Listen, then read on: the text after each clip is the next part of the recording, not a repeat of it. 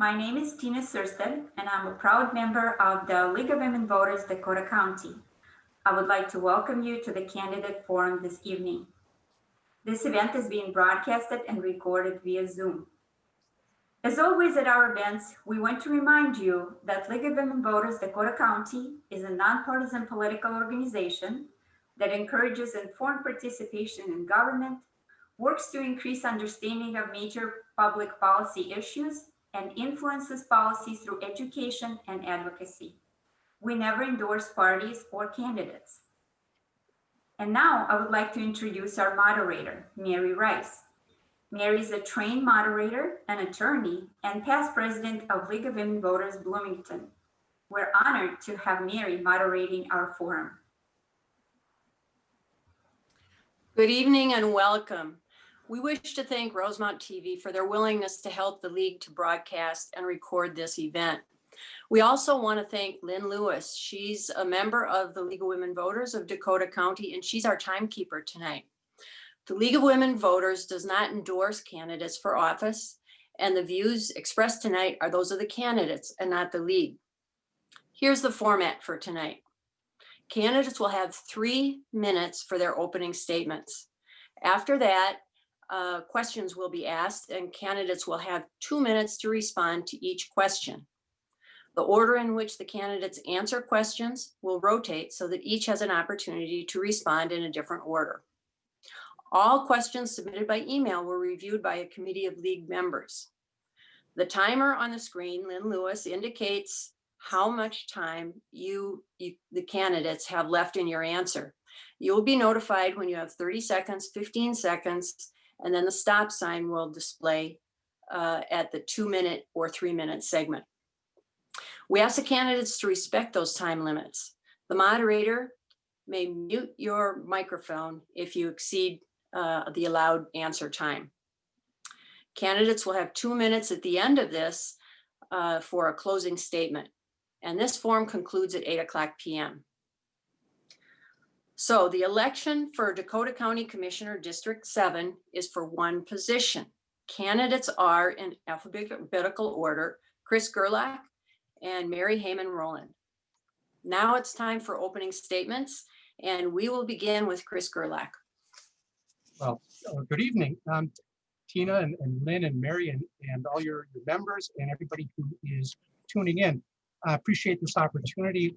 And I think what I'll do for opening is I'm going to talk a little bit just briefly about myself, if people want to know that as a candidate, and then answer the question of why am I running and what's going on with the county. So first, history with Apple Valley. I was born and raised here my entire life. I went to Apple Valley High School, class of '83, and then on to College of St. Thomas. I enrolled in Air Force ROTC. It was a political science major, and went into the Air Force. So I was active duty for 5 years. I was a captain and a crew commander for, back then during the Cold War, the Minuteman II ICBM missiles, missile operations. And during that time, I had a chance to earn a master's in business administration degree as well to continue our education. I decided not to stay in for a career in the Air Force, came back to Minnesota, back to Apple Valley, and having been gotten involved in the local community now as a returning adult. I ran for the Minnesota House of Representatives and won in 1998, Minnesota Senate in 2004. And my last 2 years in the Senate, I was the chairman of the Senate Commerce Committee, and then for the county board, bring me closer to home in 2012. So that's what I'm running for your election for. The question is, well, why am I running? And that's a basic question everybody wants to know. And I think the reasons are no different than almost every other candidate, and that is a desire to make a difference, a desire to have an impact, to contribute and participate in all of those larger issues that we care about. People who run for office are not the types that just drive home, open up the garage door, drive in, and close the door. We're strange people, all of us who run for office, in that we do want to be involved in the larger world. And boy, what a change in the world since 2019 with COVID, all of the racial tensions and the rioting following the murder of George Floyd, and the questions about law enforcement and how does that fit into public policy. we've just been, as a county board, we've been consumed by that all year, as the city has, as every local or every unit of government and business and individual in the country. Consumed by this, and we're transitioning. We're not out of the woods with a public health crisis yet, but we also now have layered on top of that the impending economic crisis, the fallout from this, the jobs and the financial implications, and that is going to require a lot of effort. And then also something I'm really concerned about is the long-term psychological impact of what this is doing to our society. I'm going to be involved. I want to have an impact and continue to use my experience and make a difference. So, thank you. Thank you. Mary Hamann-Roland? Well, thank you very much to the League of Women Voters. I wear my mask for you. I wear my mask for everyone. And as the commissioner has said, this is a time that we have never experienced in our lifetimes, with the truly pandemic, the civil unrest, the economic challenges that we face. And as a mayor of 21 years for the city of Apple Valley, I have shown a commitment and dedication to this community like no other. I truly believe that we've created a great team in the city of Apple Valley that has been able to accomplish many things, like a AAA bond rating, like roads that are reconstructed for no assessments. I believe that we can build a bridge to a brighter future by investing what we value. During the pandemic, I witnessed that people wanted to go to nature. And so championing parks and trails and open spaces for well-being and quality life is something I'm going to do. Prioritizing people-focused transportation, including safe pedestrian and bike corridors, is another thing that is really important. Our frontline workers, our essential workers, had difficulties during this time as far as transportation. So we really need to do, and we are doing it in Dakota County and Apple Valley and in Rosemount. We're doing a pretty good job, but we need to do more. There's a third lane that's been begging to be built on Cedar Avenue to help us get through the gridlock. But we also need to have other modes of transportation, like transit. Also, during the pandemic, we have faced difficult times for education, our businesses, our telemedicine, with our broadband. And as much as we have broadband in this community, it can be even more. It can be robust. And so I want to work on promoting an economical broadband development through a private-public partnership, and I serve as the vice chair of the Dakota Broadband. My background is in public health, and so it makes a total sense for me to take this next step to the county. I have worked all through the pandemic to assure that our citizens are made sure that the congregate care facilities are safe and that our citizens are safe. I want to take this time to thank you, the League of Women Voters, for your civic engagement, for allowing us to be able to communicate our priorities. And I'm looking forward to it. Thank you. Now it's time for the questions. And the first question will go first to Mary Hamann-Roland. Here's the question. Do you think Dakota County is healthy and successful? If so, why? And what would you do to ensure that Dakota County stays that way? If not, why not? And what would you do to change that? Well, I do think that Dakota County is healthy, and I'm just going to quickly healthy and successful. I do believe that it is, but just as I outlined those 3 priorities, we can do better. And see, I've always been, as a mayor of 21 years, I see our organizations as continuous improvement. And so we need to make sure that when we roll out our transportation systems, that they are safe, that we have connections, that for people, that people use the systems, and we have to make sure that we finish them. There's a project on 42 that is really important, that is going to be addressing intersections And we have to make sure that those are safe intersections for our children to cross, our people to cross, our senior citizens to cross. So, and again, with a broadband, we need to beef that up. We need to improve that. And we have fiber that's in the ground that has the possibility of being lit so that our businesses may work with our incumbent providers and possibly new providers to be able to have even more economical and faster speeds for their, so they're successful. So yes, I love Dakota County. It's a great place to live and work, and it can even be better. Let's make it a county that is world-class. And I think I'm finished with my answer. Chris Gerlach? Well, I guess if by defining healthy, you could look at, what are the state statistics. Off the top of my head, I don't know, but we know that Minnesota is a healthy state compared to the nation. And Dakota County certainly is a healthy county as far as residents go and physically, if that's what you mean by that. But if you mean are we a healthy county in the sense of a vibrant community? Are we a place, are we successful in a place that people want to come to? And I think we are very much. It's not just the county or just the schools or just cities or just businesses. It's everybody. And it has made Dakota County very successful. It is a place people want to live. We experience economic growth, housing development all over the county every year.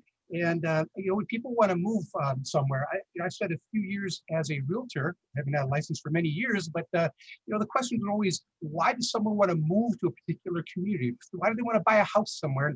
It's, they want a good location. They want good schools for their kids. The county doesn't directly provide educational services, but we do overlap a lot with our social services and support the schools. They want safety, public safety, and that's our city police departments and our county sheriff. And we have a safe county, a safe environment. And also amenities, things like we've mentioned, parks and trails, libraries. We have 9 county libraries that we've been struggling to try to figure out how to safely open so people can use and participate in those services the best we can in a safe way. Certainly park usage has been going up through the roof here in these past months. But those are the things people are looking for. And yes, we're successful because we have high marks on all those things. Thank you. The second question goes first to Chris Gerlach. What does community engagement in Dakota County mean to you? Well, community engagement, beyond the political act of an election, the democratic process demands that it doesn't end there. That community engagement is, there's some things that are mandated by law. For example, the open meeting law to make sure that governments don't make decisions behind closed doors. There are all sorts of extra public hearings required for various actions that local governments take. All sorts of things there. And those are all mandated public participation opportunities. Doesn't mean that people always take advantage of those. But those are some of those opportunities. And that just barely scratches the surface, because really, we go out of our way in Dakota County, and I know all our local governments do, that when we embark on a policy initiative to do what we can to have public open houses above and beyond what's required, by trying to notify all of those who would be potentially interested in a particular issue, and whether it's a transportation issue, a parks issue. We recently released for public comment the groundwater protection plan.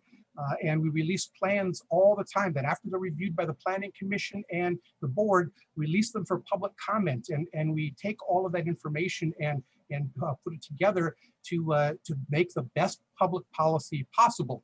So community engagement is the wide range of those things. What's mandated, what we do above and beyond, but it doesn't work unless people actually take an active citizen participation role in that and take advantage of those opportunities.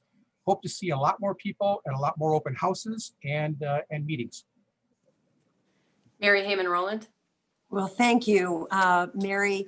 And I would say that from the very get-go, community engagement is what we're doing right now in this moment. And I want to thank the League of Women Voters for always being engaged, being able to have forums where you talk about issues and public policy that are really important to every person's life every single day. The commissioner talked about a variety of different ways in which we engage in open meetings, but I want to kind of expand on that to think about how we do it with our police department. Our police department is, and I can speak to Apple Valley, but I can also speak to Rosemount as well. We are doing cultural competency with our police officers so that not only are we engaging as our as the mayor and city councils, but our police departments are engaging with people and they're learning from different cultures how we do it in a way that really serves everyone. Our Boy Scouts, our Girl Scouts, they're community engaged. They're doing work in their in our parks and doing cleanup. They come to our city council meetings. They come and have meetings with me. Our schools ask me to come in and speak at our schools, and there's community engagement that's going on there. Our meetings, our public meetings, I would like to see more people involved in those in our open houses. But I think about community engagement is voting, our voice, and our action, and always our action speaks even louder than our words do. Thank you. Our third question will go to Mary Hamann-Roland first. For many residents of Dakota County, it is difficult to access county board meetings, which are most often held during work days when many cannot attend. How would you make board and other meetings more accessible to county residents? Do you support video recording meetings to help meet the intent of the open meeting laws? Why or why not? Well, it's interesting. Thank you for that question, because when I started listening in to the Dakota County meetings, I found I had a real difficult time because my bandwidth was challenged at that time to be able to get on to the Dakota County board meetings. Fortunately, I was able to rectify that situation. So for people who can't make it during the workday, that is a challenge. And I do think that it's important that the meetings would be recorded so that people can listen to them. And we can put that on our websites like we do in the city of Apple Valley, we do in Rosemount and also in Farmington. So I do believe that people want to know, they want to be a part of it. They want to understand what's going on. But like I said before, in terms of community engagement, people want to have a voice.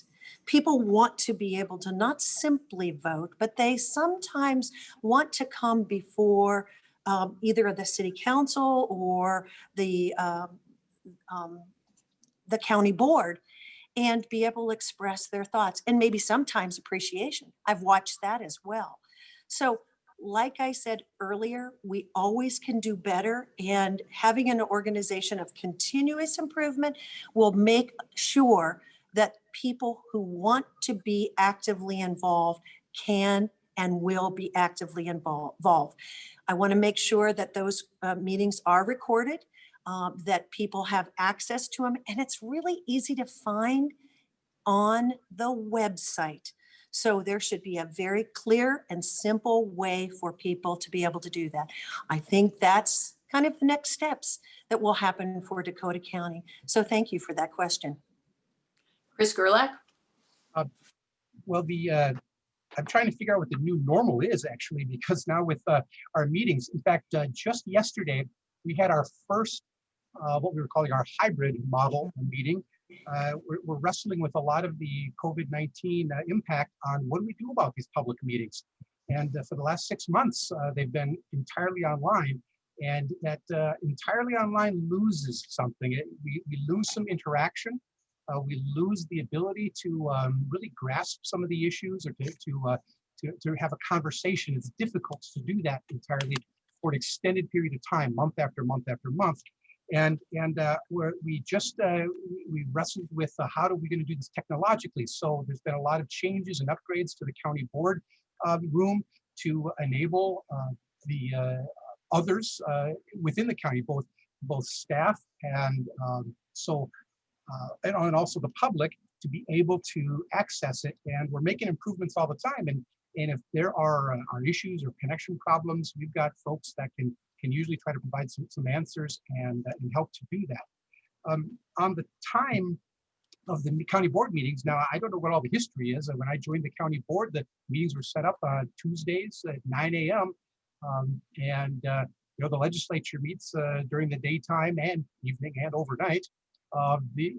Everybody meets at different times, but I could see how that could be a hindrance. But really, I think the real value of going back to the previous question of the community engagement is, don't wait until the county board meeting and try to influence any kind of decisions or outcomes.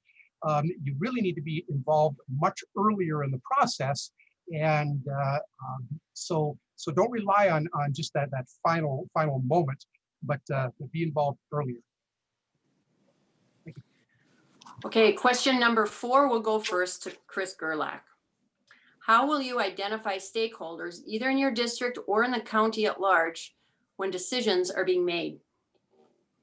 Oh, well, it depends entirely on the issue. In fact, our staff, we have about 2,000 or so employees at Dakota County, and they all specialize in their various departments and issue expertise. And if we're dealing with a social service issue, we know who are the caseworkers, who are the department managers that collaborate on a regular basis with other groups, the schools, school counselors, or nonprofits, 360 Communities, CAP agency, or whatever it might be in this particular issue. They have a long list and established connections with those folks that are able to pull in stakeholders on any particular issue. Same thing with transportation or parks issues and any of the other issues that we deal with.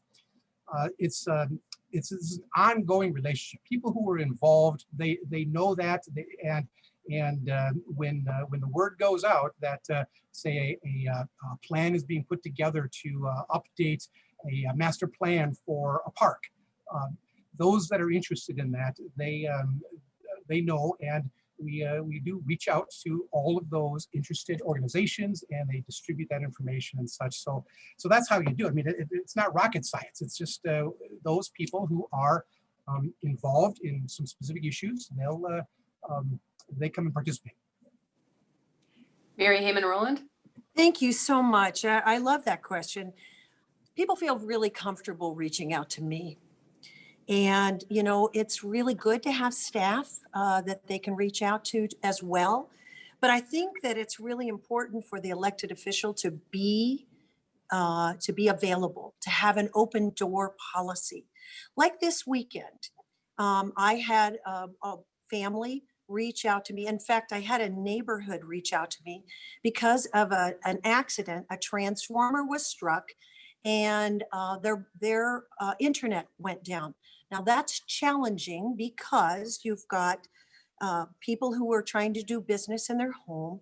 You've got children who are trying to work and do their education and get ready for school for Monday morning. And you have teachers who are trying to get ready for Monday morning and be online. They contacted me through social media. They reached out to me because they feel comfortable with me. And I think that as a county commissioner, I will be that kind of accessible person as I am the mayor. And I've always been that, and people can reach out to me. And I truly appreciate the open houses and all this. But on a day-to-day basis, my door is open and I'm accountable, and you can reach out to me. There are plenty of people who are concerned about the 42 corridor, and they're reaching out to me. There are plenty of people who are talking about broadband issues with me.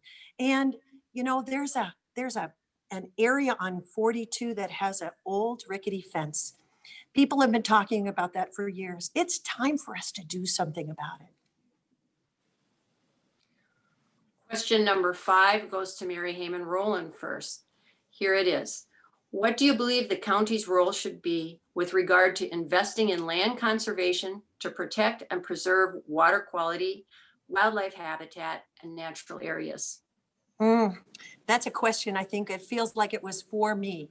I have spent years on on these very issues, water quality, our natural resources. I think this is something that the county needs to take really serious look at, in the fact that our county has always been a very healthy county. This is really important as we move into the future. We've seen the effects of climate change. I'm going to use that word, and I'm not afraid of it, because my children are out in Oregon, and my daughter just had a baby, and she had to deal with, while she was going to the hospital, fires that were surrounding her. We're going to have to pay attention to this. When I was on the National League of Cities Board of Directors, I was a part of the wildfire land conservation, and we set up strategies and practices that they are using on the West Coast that we may end up having to use here in Dakota County. Our environment needs to be paid attention to. And we need to assure that we protect our water, that vital resource that's so very important. And I know that other places like Arizona wanted to purchase our water, and they may not want to stop because they're limited in what they have. So we must do everything that we can. I think it really is a good idea to explore the possibility of land conservation. We've done that in Apple Valley in some of our developments. And I think it's time for us to do that. I know that at Shars Bluff, they're looking at some more land conservation possibilities, and I would like to be a part of those decisions. Chris Gerlach? Conservation is something that has, that's best enacted at a larger level, and the county is certainly a large enough entity in order to have some effect and impact on this. I think it was 2002, the county had put forth a referendum that was passed by the voters and allowed for bonding authority of $20 million over many years that leveraged enormous amounts, many more tens of millions of dollars from state and federal sources that enabled the county to go and purchase conservation easements, not owning land outright fee title, but getting the conservation easements to protect vulnerable areas primarily for water, groundwater, and to make sure that is protected. And that had been very successful. That was done, and unfortunately, a recent vote a few weeks back had failed we had a proposal to put a similar referendum to renew on the ballot now, about 18 years later. And it failed on a 4-3 vote, primarily due to the uncertainty with the COVID, putting a referendum on the ballot. Some thought that was not the right way to go. But I thought, I voted for it. I wanted to put it on the ballot because I think we should have passed it. It would have passed had it gone to the voters, because water quality is a top-rated issue and is incredibly important, not just to me and to mayor and the city and everybody, but it's critical to everybody. Knows it, I guess, just intuitively, that water quality is a critically important issue. We've at the county, when we have reviewed master plans, we have boosted the conservation element of those plans, and the balance between recreation and conservation. And I'll tell you, maybe we can talk about the groundwater protection later. I don't know, but there's a substantial report here. Well, I can stop here on groundwater that we put forth. So, thank you. Question number 6 goes first to Chris Gerlach. Here it is. Dakota County is in the process of building a network of bike trails for recreation and transportation. In some places, this has led to conflicts with the preservation of natural space and wildlife habitat. What is your position on greenways designed to accommodate high-speed bicyclists being constructed within Dakota County's nature-based park system? It underscores that issue. It's a great question, because it underscores the constant struggle when you have a diverse county or you have an amenity that a lot of different people use. When you take a look at a county park, people use that park because they hike, they ride horses, They ride bicycles, they camp, they use the lake, the beach, water, all sorts of things, and the list goes on and on, winter activities, skiing and everything else. And those activities frequently come into conflict with trails hitting up and different uses of times and such. And we are constantly struggling, trying to balance all of those interests because we want our parks to be both accessible for recreation.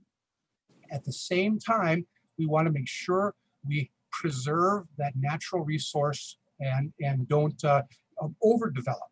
Some opinions would say that you're overdeveloping. Others would say, why can't we use this land here for whatever recreational purpose? And every time we have we open up a master plan or we look at some issues surrounding a park, we get a lot of folks. It's a very high interest issue area. Our planning commission at the county spends a lot of time on parks issues. In fact, I was talking to our one of the planning commissioners recently, and he said, boy, last year they spent about 90% of their time on parks issues. I don't know that that's necessarily true this year, but at any rate, that you have to achieve a balance, recreation and the natural resource protection environment, and that just requires a lot of thoughtful, balanced work. Mary Hamann-Roland. You talked about civic engagement. Here is a time when our citizens need to be civically engaged, and we need to open up the opportunities for people to give voice to those concerns. It is a balancing act that we craft in order to be able to make good public policy, but there are sensitive areas that really need to be cared for and paid attention to. And as we create our corridors for people-focused transportation, we also need to do it with an eye to our conservation, our water quality, our natural resources. So we know that these are all, they're going to go away. And we watch as the fires burned on the West Coast, those natural resources going away. We have to do everything in our part to know and to listen and to take care of those wetlands that are so vital, so important to our whole habitat and environment, our life, so that we can breathe, so we can have good water. So we must pay attention to it. And if there's a way to make it around and we don't have to go through a vitally sensitive area, let's figure that out. And let's have people engaged in the process. There are plenty of smart people. I think our voters out here are amazing. The commissioner talked about back in 2002, we voted for conservation. We voted to protect our natural resources. I think there are plenty of people that will help us to be able to figure out a way to get those corridors built and do it in a way that is sustainable. Thank you. Question number 7 goes first to Mary Hamann-Roland. What measures should Dakota County pursue to make it safer for pedestrians? Well, thank you for that question, because that was kind of one of my opening pieces. Over the years, we created a system of arterials that helped move vehicles through very quickly. And I get that. You have to move lots of vehicles so that you don't have congestion. So there's a piece of that has to happen. But when you create a system that forgets about the pedestrian and forgets about the bicyclist, then you're going to have conflicts. And so from the get-go, we have to think big. We have to think about the big transportation system and how we can make it people-focused so that neighborhoods don't get divided. We don't create a 6-lane freeway through the west side of our community in Apple Valley. That could happen. We create connections that are bicycle friendly. We use lighting so that people feel safe. We create corridors for our bicycles that connects to transit, for people to connect to transit. And we create a system where everything works together. But the first question we ask is, how do people use it? And how are people safe as they use it? And when we do that, I know engineers are starting to design differently in our county because we've had some tragedies. And it's time now for us to think, how does it affect people? And how can people easily use it? And as we starting to get older, we want to make sure that our seniors are able to use our transportation system in a way that's very easy for them and safe. Ms. Gerlach. It's a problem that has been increasing over the years as we have grown, added more population, and certainly the traffic. But the answer is, well, probably is many things, but one of the biggest things that we can do for pedestrian safety is for areas is simply separation. Separate pedestrian area from the busy road wherever we can. And we do that with trails along the roads so that we don't have to have people walking or riding bikes in the road. That's critical. Whenever we build a county or make improvements or whatever we do that along county roads, we're always working with cities in trying to make sure we can add those kinds of connections. The other thing would be, it's more expensive, but pedestrian bridges where we can, where it makes sense, and tunnels, underpasses in certain areas along greenways and such to connect parts of the cities and the county. We're working on right now. In fact, just a couple weeks ago, we had an open house on Zoom for a pedestrian bridge over 140th in Cedar there, because that is a difficult road to navigate across if you're a pedestrian. The width of it is such that it's hard to get across in one light. So we're looking at doing that in these areas there. Those are a few things, but the bottom line for pedestrian safety is multifaceted: traffic calming measures where they need to be, use of lights or signals and such where it needs to be, but really wherever we can, separating pedestrians from traffic is the most effective way to avoid tragic accidents, which happen all too often. Okay, question number 8 goes to Chris Gerlach first. A recent study indicates that Dakota County's mass transit system needs to be revamped and is operating without any sense of cohesiveness. As a commissioner, how would you use this study to improve mass transportation in Dakota County? What do you think needs to be improved? Well, there's a school of thought that says centralization will bring efficiency and this cohesiveness.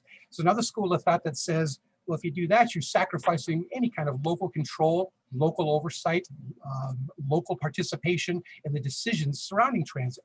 And that's a tough question. So sometimes it makes sense to have aspects of public services more centralized, and sometimes not. I think that Apple Valley and Rosemount is served by the Minnesota Valley Transit Authority. I represent the county board. One of my assignments is to be on the MVTA board. It's currently chaired by Apple Valley City Council member Clint Hubot, and it is he's done a fantastic job, especially in this environment where transit has been really taken a tremendous hit. Express routes are down over 90% ridership and such. So I don't know that now is the time to really try to refurbish that piece of transit. I think what needs to be done is we need to maintain as much local control through the opt-out system of our local transit service, the Minnesota Valley Transit Authority, not have it gobbled up entirely by Metro Transit and the Metropolitan Council, maintain some of that local oversight for quality of service and for for safety and route control and those sorts of things, so we can meet the needs of our folks locally and make those local decisions. So I'm not willing to sacrifice all that just for the sense of a larger cohesiveness. I don't think that that's a good trade-off. Mary Hamann-Roland. Thank you very much. And I'd like to recognize Councilmember Clint Hoopaw, who's doing a great job on the MVTA. And I serve as the Vice Chair of the Transportation Advisory Board and advocate for suburban transit authorities. I believe that suburban transit authorities are really important because they really help create a regional solution. Now, COVID-19 has changed so many things, but I do believe that we need to, we'll eventually get out of this pandemic, and we need to be ready. And we need to think about what our future is. And I'm a planner. We need to think about what our future needs to be. We need east-west connections. We need east-west connections that help thicken our system for our transit. And the more we can have opportunities for people to be able to use public. And in fact, I want to tell you, this weekend, I was just at someone's house and she said, please press for more transit in our area. We're essential workers and we need to be able to get to work. And so while it is a tough time right now during COVID-19, let's plan and let's think about how Rosemount, how we get transit down to DCTC, and our young people can get to school and our essential workers can get to work. Transit is an essential element in a complete transportation system that is people focused. And I think we need to do even more, that continuous improvement, to make sure that that happens and plan for it. Thank you. Question number 9 goes to Mary Hamann-Roland. First, how would you go about increasing reverse commuting opportunities for workers and students who live in Minneapolis and St. Paul to get to a job or school in Dakota County, especially if work or school is outside of a traditional 9-to-5 day? Oh, that's a wonderful question, because, you know, the people who are using the red line right now, and they will into the future, are people who are coming here from other communities. In fact, Uponor, who is one of the large green manufacturing in Apple Valley that's expanded 10 times since I've been mayor in our community, they need that reverse commute so that they can bring more employees to the manufacturing company. And they want to hire people from North Minneapolis who have an interest. And so if we can make that system more robust, it will help our young people who are coming to our schools, like Apple Valley High School is a STEM school. There are people from Minneapolis who are coming to school and they can't take our buses for District 196 because it doesn't work in their time. So we need to assure that we build a system and plan for it so that we can attract employees, so we can expand the businesses in our community, and we can bring a great workforce to our community so that we can keep that vital. And when we do that, we're going to help people and we're going to help business. Thanks so much. Chris Gerlach. Well, first I would ask the, I guess, somewhat facetious question of why would you live in Minneapolis and St. Paul, drive out to Dakota County, and then actually go back to live in Minneapolis or St. Paul? It wouldn't take very long before they'd be calling a realtor and moving to Dakota County. They are doing. And they would work where they live. And so, I don't know. I'm not so sure that it's the county government's role to sort of set up those employers who are able to allow for reverse commuting. So much of that has to do with, it's driven by the workforce requirements as businesses, before COVID-19, People were struggling to find employees, and some still are yet today in certain areas. But they were bending over backwards to find ways in which to get workers to come, and really they're going to do that now. They're going to set up those shifts. They're going to set up those opportunities, and as the demand increases, we can react to that and support that through modifications to our transit service. Again, as I said, if we can continue to manage our own local service through MBTA, we can respond to those services through Red Line, Orange Line, or whatever the other transit lines, and help to meet those needs. But it's up to private business really that's going to create the demand for reverse commuting. They are. Question number 10 goes to Chris Gerlach first. How would you describe Dakota County's relationship with the Metropolitan Council? What changes, if any, would you like to see in that relationship? Oh, well, I'll tell you, I think it's improved somewhat of late. And a few years back, I know some of your members are certainly aware. Myself and county commissioners and city officials, city council, and some mayors from some other metropolitan areas, we got together and we were really questioning that local government Met Council relationship. And there's a lot of good people working at Met Council, but it's an organization that through its governing structure is essentially a state agency. All the members are appointed by the governor. They have a constituency of one. That's all they have to answer to. And they're not really representative of any of the communities. They may live there, but again, it's you got to remember who gave you the job. Was it the voters? No. In the Met Council, it was one person, the governor, and this creates a very lopsided governing structure that cuts out a lot of local involvement, local policy making. The Met Council has become very, very large and excessively so in many areas. But it's an entity that exists that we have to deal with, and we try to do what we can. Probably the biggest area of contentions lately really has been transit issues. But we've had some good success with some housing issues and some other areas that have improved. I was on the Metropolitan well, I still am. I have been for the last 8 years on the Metropolitan Geographic Information Systems coordinating group among the metropolitan area, and that's run by the Met Council, and they've done a fantastic job making data available to local governments and individuals that reducing barriers to all that data, and that's an example of some success there. So it's an ongoing struggle. We're always trying to improve it. Mary Hamann-Roland. Sure, that's another great question.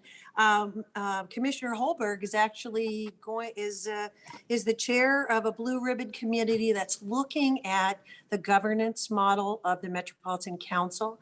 And let's think about the Metropolitan Council. It was the very first planning organization for a metropolitan area because, quite frankly, we need to coordinate. We need to coordinate and cooperate with cities and counties. And collaboration is really key to successful governance. And so I'm excited that Mary Liz Holberg is the Blue Ribbon Committee Chair and representing Dakota County. Our relationship and my relationship with the Metropolitan Council is good. We have Wendy Wolf, who is represents us in our district and does a really fine job for us. I serve as the vice chair of the TAB, which is part of the Metropolitan Council.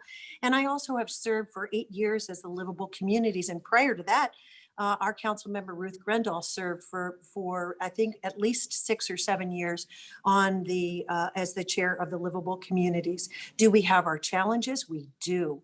But remember what I said very early on, and I'm all about consistency, is that organizations always need to have continuous improvement.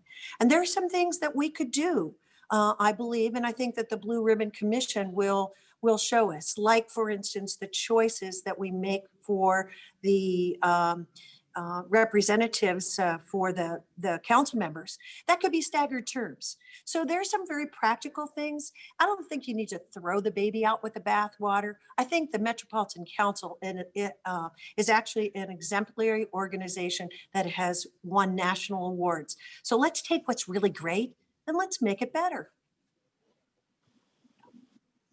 Thank you. The final question will go, which is question number 11, will go first to Mary Hamann-Roland. What do you believe is the most serious issue facing Dakota County? Well, that's a big question because there's multiple things that are happening right now. There are challenges that we face with the pandemic, and right now, the Dakota County is actually the number of cases is 5.1% increase, and it's kind of higher than Hennepin and Ramsey County. And we understand from, we have a wonderful, wonderful director, Bonnie Brusoff, at Dakota County, and she has been a great partner to work with. But we've been challenged because people are gathering and activities, and so we are our cases are exploding. Now, this is a challenge because if our hospitalizations get to a point where we can't handle it, then that's going to be a real challenge. So the pandemic is one of the pieces of the challenge, but the pandemic also has caused our businesses to be so challenged. And so, you know, the economic challenges that our small businesses that are facing. We're working with it. I know the county's working with, the city's working with the CARES money to be able to bring grants to them to help keep them afloat. The most difficult thing, it will break your heart to watch a business fold, especially one where everybody has put their hard-earned money into helping to create and make their families go. And so we're trying to make sure that that we can help people with that. But also, you know what, we're challenged now with kind of the third piece of this, and it's how we keep our kids safe and keep our kids safe in school, and how is that going to be with the pandemic. So there's so many things that are going on with that, and that isn't even my top 3 areas that I'm working on. So those 3 areas actually are helping us in the pandemic. They will help us be more, to achieve better outcomes. Chris Gerlach? You know, well, a year ago, the answer probably would have been completely different. It would have been something like transportation or environmental conservation or something like that. But now there's no question. The most serious issue is the COVID-19. And how are we dealing with that? And the good news is that the curve has been flattened. That 6 months ago or 4 months ago, we were very, very concerned about overwhelming the hospitals. That hasn't happened. The Dakota County statistics, actually, if you want to just Google the Dakota County COVID-19 dashboard, you can get a lot of statistics that are tied into that. There's been over 7,000 cases in Dakota County. Fortunately, only 529 have ever been hospitalized, and there's currently only 25. This is in the hospital today, and that's as of September 22nd. Sad news is that there have been 125 deaths related to COVID-19 in Dakota County. 83 of those, 66%, have been in long-term care facilities, and the median age of all cases is 34 years of age, and the median age of deaths, 83. So you know where the vulnerability is. And one of the most pressing issues we have is making sure that we have the adequate testing and doing everything we can in congregate living facilities for our seniors that we can. And we've got testing programs and things we've done to make sure that we can avoid that statistic as much as possible. We've been doing all sorts of things with the Federal CARES Act spending, $52 million from the federal government in trying to get that out to people.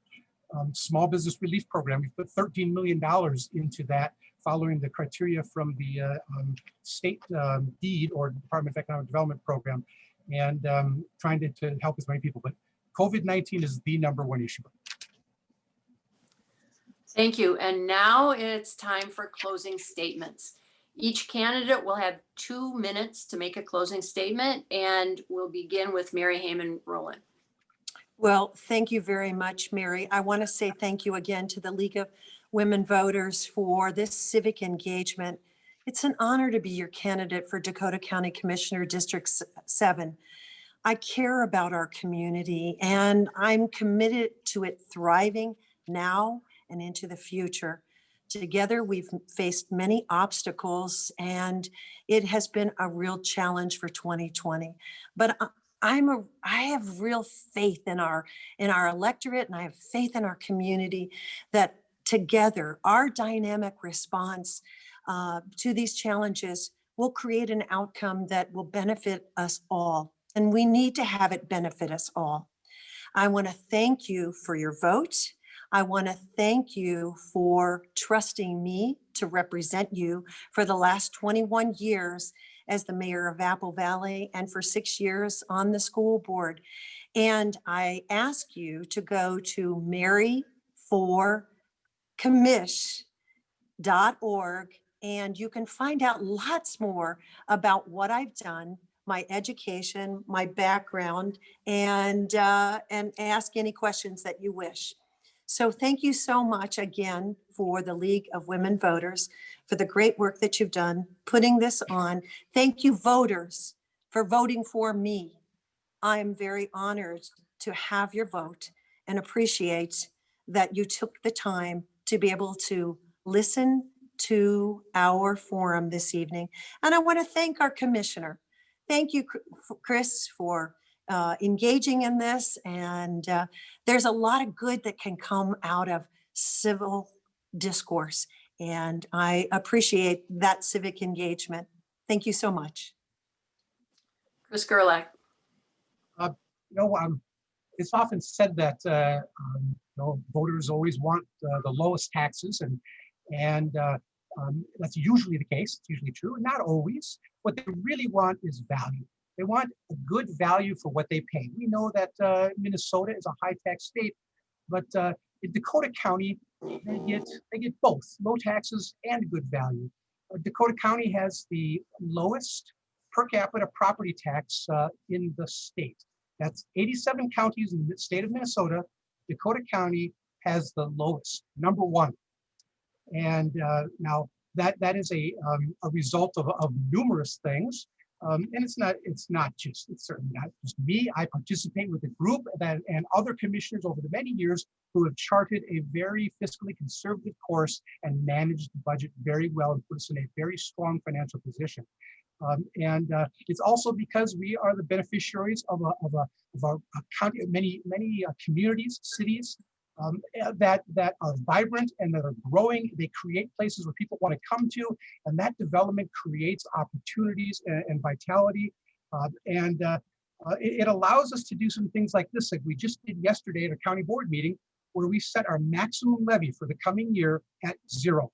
What that means is the amount of dollars that we take from taxpayers for the levy from last year will be the same for this coming year. We're not going to be increasing the rate. We're not going to be capturing the amount from economic development. We're going to leave it flat, and we're recognizing the challenges that are out there. We have credit rating, that 2 AAA credit ratings. Dakota County has no debt, and we're able to use that in many ways to help us with the Community Development Agency housing projects. So much going on. I want to continue that, and I would appreciate your vote. Thank you. Thank you, and that concludes the forum for tonight. I want to thank both candidates on behalf of League of Women Voters for your time tonight and for your dedication in running for office. I want to thank the viewers for your interest and for having submitted questions for this forum. Thank you to Rosemount TV for providing technical expertise. The video of tonight's event will be shown on the local access channels: Spectrum Channel 180, Frontiers Vantage Channel 191 or 192, and Apple Valley's and Rosemount's YouTube pages. Thanks to all of the volunteers who work to make this forum happen. And information on voting in Dakota County may be found at the lwvdakotacounty.org and minvotes.org websites. That's lwvdakotacounty.org and minvotes.org. Finally, I want to remind everyone to vote on Tuesday, November 3rd, or any time from now until then by absentee ballot. So that's it for tonight, and good night.